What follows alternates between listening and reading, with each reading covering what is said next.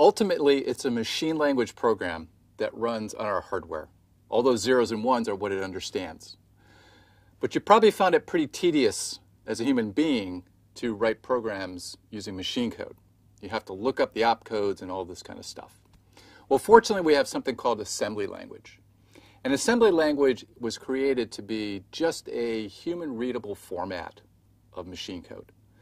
Because when we want to write programs, we want to be productive. We don't want to have to look up or memorize opcodes, numbers. We want to use symbols. So machine code has numbers, but assembly language has symbols. So for instance, if you want to do an add instruction LC3, you can write down the opcode 0001. Or in assembly language, you can just write add, the word add. Much easier to remember, much more intuitive. So in this module, we're going to cover assembly language.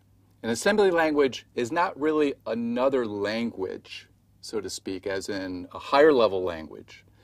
It's really an equivalent to machine code, but it's a human-readable format that's easier for us as programmers to deal with. It makes us more productive as programmers to use this assembly language rather than to use machine code.